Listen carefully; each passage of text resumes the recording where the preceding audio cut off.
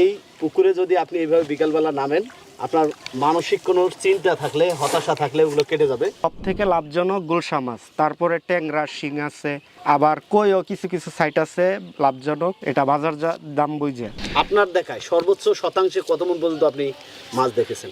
আমার দেখা এই আমার পাশের জেলা নেত্রকোনা 593 মণ মাছ বিক্রি করতে দেখছি আমি, আবার 35 শতকে 600 মণ মাছ বিক্রি করতে দেখছি। 40 শতকে অনায়াসে 2 লক্ষ শিং মাছ চাষ করা যায়। 2 লক্ষ শিং মাছ থেকে আপনার ঘাটতি হওয়ার পরেও 200 মণ প্লাস শিং মাছ হয়। 100 মণে 6.5 লাখ টাকা। 200 মণ মাছ উৎপাদন করতে গেলে 13 লাখ টাকা ইনভেস্ট হবে একবারে ফার্স্ট টু লাস্ট। যারা নতুন চাষি তারা অবশ্যই চাষে নামার আগে, মাছ ছাড়ার আগেই মাছগুলো বাজারজাত করতে আপনার কত টাকা ইনভেস্ট করা লাগবে, হারভেস্টিং করা লাগবে, এটা জেনে বুঝে তারপরে চাষে নামবেন। আপনি 20,000 টাকার মাছ ছেড়ে দিলেন, খাবার কিন্তু দিতে হবে আপনার 2 লক্ষ টাকার, তো এটাও চিন্তা ভাবনা করে তারপর পুকুরে মাছ ছাড়বেন। আসসালামু আলাইকুম বন্ধুরা, কেমন আছেন সবাই? দেশ এবং দেশের বাইরে যে যেখান থেকে এই মুহূর্তে আমাদের আজকের এই প্রোগ্রাম দেখছেন সকলকেই স্বাগত জানাচ্ছি। দর্শক বন্ধুরা, এই মুহূর্তে আমরা অবস্থান করছি রংপুর জেলার পীরগঞ্জ উপজেলার ভেন্ডাবাড়ি পণ্ডিতপাড়া গ্রামে। আজকে একটি মাছ চাষের উপর গুরুত্বপূর্ণ প্রোগ্রাম আপনাদের সামনে তুলে ধরবো। আমার আশেপাশে যে সুসজ্জিত পুকুরগুলো দেখতেছেন, বৃহৎ পরিসরে মাছ চাষ করতেছেন এই এলাকারই একজন প্রবাসী উদ্যোক্তা আব্দুল গনি, যিনি প্রবাসে থাকেন। তার উদ্যমী পরিকল্পনা এবং চিন্তাধারা থেকে দেশের মাটিকে কাজে লাগিয়ে দেশের মাটিতে এই ধরনের সুন্দর পরিকল্পিত মাছ চাষের উদ্যোগ নিয়েছেন। তিনি যদিও এখন দেশে নাই, তার এই পুকুরগুলো দেখে আমাকে খুবই ভালো লেগেছে। মনোমুগ্ধকর পরিবেশ, প্রত্যেকটি পুকুর পাড় খুবই মজবুত করে বাঁধা হয়েছে। পুকুর পাড়ে আবার পরিকল্পিতভাবে মালটা, কমলা, আনার এই ধরনের ফলের গাছ তিনি রোপণ করেছেন। পাড়গুলো অত্যন্ত প্রশস্ত এবং পুক্ত করে বেঁধেছেন। উপরে নেট জাল দেখতে পাচ্ছি, পানির পাইপলাইন রয়েছে। আমরা একবারে পড়ন্ত বিকালে পুকুরে ছোট নৌকা নিয়ে নেমে পড়ছি। আমার সাথে যিনি রয়েছে তিনি হচ্ছে সাইফুল ভাই। তিনি একজন অভিজ্ঞ মাছ চাষি, রেণুপোনা বিক্রি করেন। যে চাষিদের হাতে পোনা দিচ্ছেন তাদের পুকুরে কিভাবে সফলভাবে মাছ চাষ করা যায়, সেখানে কিভাবে সফলতা পেতে পারে, সেই ধরনের দিক নির্দেশনাগুলোও তিনি বরাবর চাষিদের দিচ্ছেন। ট্যাংরা, শিং, তারপর কই, এই ধরনের ক্যাটফিশ জাতীয় মাছগুলো চাষ হচ্ছে। আমরা আজকে সাইফুল ভাইয়ের কাছ থেকে তার অভিজ্ঞতা জানার চেষ্টা করব এবং এই পুকুর যিনি দেখভাল করতেছেন তার সাথেও 2-4টি কথা বলে তার কাছ থেকে গুরুত্বপূর্ণ কিছু তথ্য দেব। যারা মাছ চাষ করতে চাচ্ছেন আজকের ভিডিওটি তাদের জন্য গুরুত্বপূর্ণ হবে। চলুন শুরু করা যাক।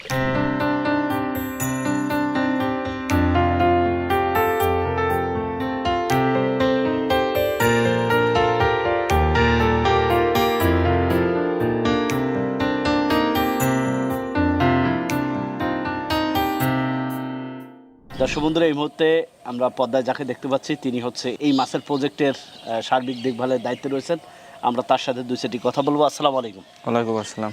কেমন আছেন আপনি? আলহামদুলিল্লাহ ভালো, আপনি কেমন আছেন? আলহামদুলিল্লাহ। একটু আপনার পরিচয় দিবেন। আমার নাম মোহাম্মদ শাওন মিয়া, আমি এখানে পরিচালনায় আছি। আমার মালিক মোহাম্মদ আব্দুল গনি প্রবাসে থাকে, আমেরিকায় আছে। এই মাছের প্রজেক্ট কত বছর? প্রায় 3 বছর রানিং চলতেছে। 3 বছর থেকে আপনি আছেন? হ্যাঁ, আমি আছি। পুকুরের পরিধি কত বিঘা? আপনার প্রায় 1.5 একর। পরিকল্পিতভাবে হচ্ছে পুকুরগুলোকে সুসজ্জিত করা হয়েছে। এখানে কি কি মাছ চাষ হচ্ছে? এখানে আপনার হলো ওই শিং, কই, ট্যাংরা। প্রতিদিন এই পুকুর পরিচর্যা করি, আপনার হরা টানি, তারপরে আপনার পুকুর পরিষ্কার করে খাবার দেই। এই 3 বছরের আগে কখনো মাছ উঠে হয়েছে? হ্যাঁ, মাছ ওঠানো হয়েছে। প্রথমবারে আমরা 110 মনের মতো মাছ তুলছি 3 মাসে। এরপরে? তারপরে তো আমাদের নষ্ট হয়ে গেছে, ওটা হয়নি। বাদ এবার হচ্ছে তৃতীয়বার, তাই না? হ্যাঁ, তৃতীয়বার। টেকনিক্যাল বিষয়গুলো অনেক দক্ষতার সাথে করতে হয় এবং অনেক দক্ষ লোক ছাড়া এই ধরনের কাজগুলো করা সম্ভব না। এইসব বিষয়ে সার্বিক সহযোগিতা কে করতেছে আপনাদের? ময়মনসিংহের ভাই আছে, এক ভাই মোহাম্মদ সাইফুল ভাই, উনি সহযোগিতা করতেছে। আমাদের সামনে এই মুহূর্তে বসে আছে একজন অভিজ্ঞ চাষি সাইফুল ভাই। সাইফুল ভাই, আসসালামু আলাইকুম। ওয়ালাইকুম আসসালাম। কেমন আছেন আপনি? এই তো আলহামদুলিল্লাহ, ভালো আছেন? আলহামদুলিল্লাহ। একটু মাছকে খাবার দেন, তারপরে বিস্তারিত জানবো। ভালোই লাগতেছে বিকালবেলা। এইটাতে কি মাছ আছে সাইফুল ভাই? এটাই শিং মাছ, সাথে কিছু ট্যাংরা আছে মিশ্র আর কি। শিং এবং ট্যাংরা, জি জি। আচ্ছা, দেখা যাবে মাছ? জি জি। মূলত খাবারটা সন্ধ্যার সময় দেওয়া হয়তো, যার কারণে এখন একটু কম বাসবে আর কি মাছ। আচ্ছা, তারপরও দেখা যাবে, একটু আসতে 1-2 মিনিট টাইম লাগে। সাইজ কেমন হচ্ছে এটা? এগুলো 120 পিসে কেজিতে চলে আসছে। 2 মাস লাগবে আর কি 20 পিসে কেজিতে আসতে। 2 মাস পরে হারভেস্টিং করা হবে। কি পরিমাণ মাছ দেওয়া আছে? এটা এই শীতের আগে দিছিলাম তো এত বেশি দেই নাই। ৮০,০০০ শিং আছে, ৩০,০০০ মতো ট্যাংরা আছে, তবে এগুলা হারভেস্টিং করার পরে 2 লক্ষ শিং মাছ দেওয়া হবে আবার এই পুকুরে। এই পুকুরটা কত বিঘা? এটা 40 শতক পুকুর। 40 শতক, মানে 1 বিঘার একটু বেশি। এটা কেমন ছাড়া হয়েছিল? ছাড়া হয়েছিল সময় 1 কেজিতে 4000 পিস ছিল মাছ। এখানে এখন খাবার কেমন দিতে হচ্ছে? একদিনে 20 কেজি খেতে পারবে, তবে আস্তে আস্তে খাবারটা বাড়াচ্ছি। এখন একদিনে 15-16 কেজি দেওয়া হচ্ছে আর কি। 15-16 কেজি? জি জি। এই খাবারটা কখন কখন দেওয়া হচ্ছে? সকাল 7টার দিকে একবার, আবার সন্ধ্যা 7টা 8টা এরকম। সারাদিনে আর কোনো খাবার খাবে না?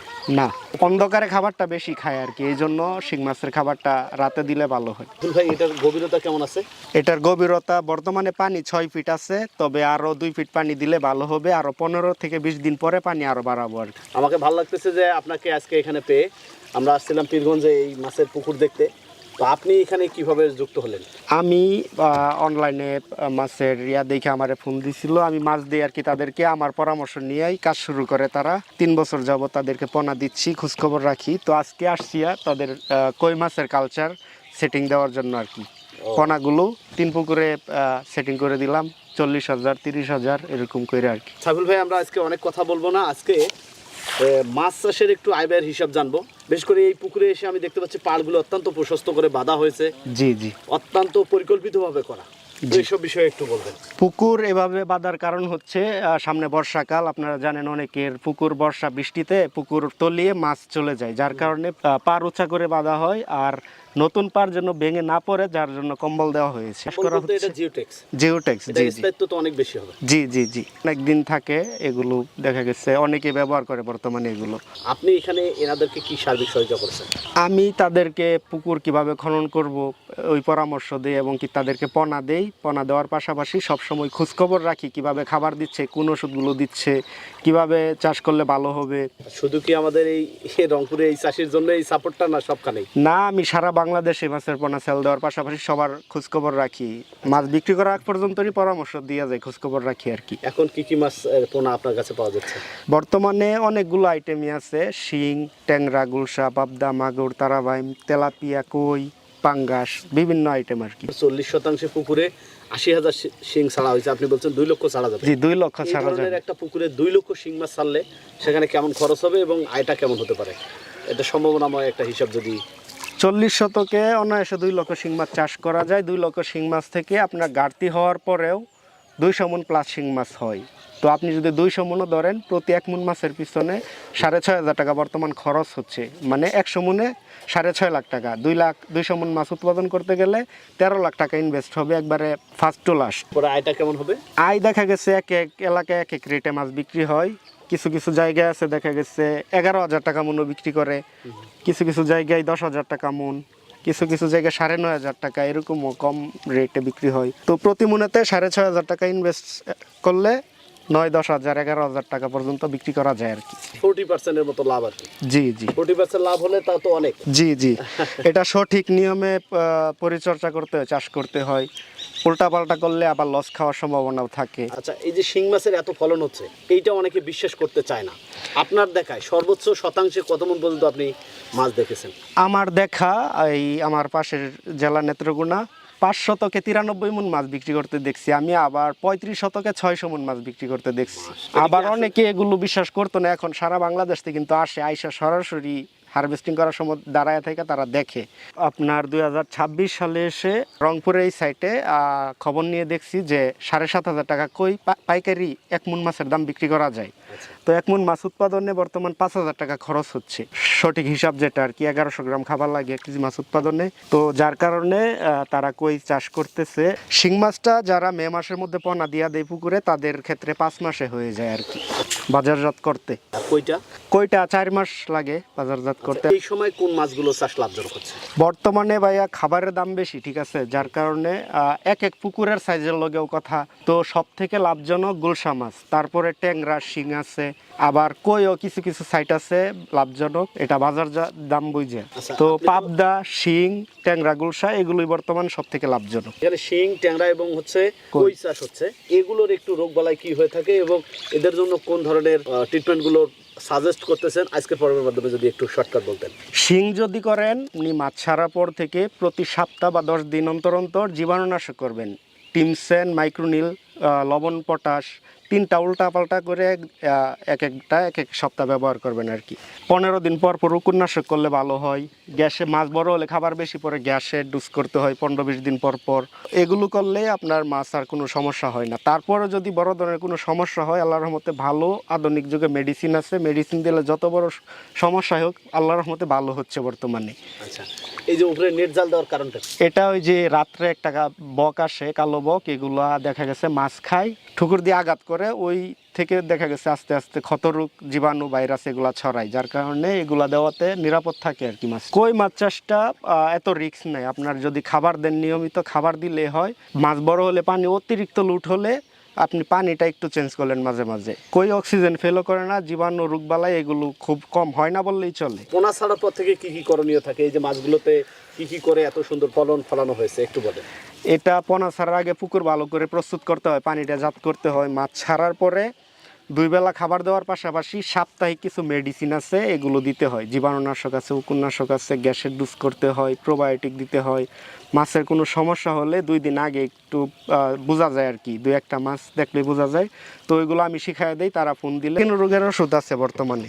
আচ্ছা, আপনি তো সারা দেশেই কাজ করতেছেন চাষিদের সাথে, জি জি। বিভিন্ন জায়গায় হয়তো মাছের পোনা যায়। ভবিষ্যতে এই যে রেডু পোনা উৎপাদন করতেছেন, সেল দিচ্ছেন, এটা নিয়ে নতুন কোনো বার্তা রয়েছে কিনা চাষি ভাইদের জন্য? সামনের পরিকল্পনা হচ্ছে যে বর্তমানে খাবারের দাম বেশি, কোন মাছ চাষ করলে চাষিরা লাভবান হতে পারবে, এগুলা নিয়ে আমি একটু গাড়াগাড়ি করতেছি, পরামর্শ দিতেছি। যারা নতুন চাষি তারা অবশ্যই চাষে নামার আগে, মাছ ছাড়ার আগে মাছগুলো বাজারজাত করতে আপনার কত টাকা ইনভেস্ট করা লাগবে, হারভেস্টিং করা লাগবে, এটা জেনে বুঝে তারপরে চাষে নামবেন। আপনি 20,000 টাকার মাছ ছেড়ে দিলেন, খাবার কিন্তু দিতে হবে আপনার 2 লক্ষ টাকার। তো এটাও চিন্তা ভাবনা করে তারপর পুকুরে মাছ ছাড়বেন। তারপরে পরিকল্পিতভাবে আপনি 2 লাখ টাকার মাছ ছাড়লে 2 লাখ টাকার খাদ্য জোগাড় রেখে তারপর মাছ ছাড়তে হবে, তাই তো? জি জি, আপনি মাছ ছাড়লেই হবে না, মাছের ওষুধ, খাবার এগুলো যত্ন নিতে হবে, তাহলে আপনি লাভবান হতে পারবেন। অনেক কথা হলো, প্রায় সন্ধ্যা হয়ে যাচ্ছে, যেহেতু মাছকে খাবার দিতে হয় বিকালে, যার কারণে আমরা অপেক্ষা করেছি। দর্শক বন্ধুরা, আমরা পরবর্তীতে এই পুকুরে হারভেস্টিং এর চিত্র আপনাদেরকে দেখাবো। সে পর্যন্ত আপনারা সকলে ভালো থাকবেন। সাইফুল ভাই, আপনাকে অসংখ্য ধন্যবাদ। সুদূর ময়মনসিংহ থেকে আমাদের রংপুরে এসে আমাদের স্থানীয় চাষি ভাইদের এভাবে সাপোর্ট, সহযোগিতা করে যাচ্ছেন। আমি আশা রাখি আপনি এই কাজটি সারা দেশের মৎস্য চাষিদের জন্য করবেন। এই আশাবাদ ব্যক্ত রেখে বিদায় নিচ্ছি। আসসালামু আলাইকুম। ওয়ালাইকুম আসসালাম।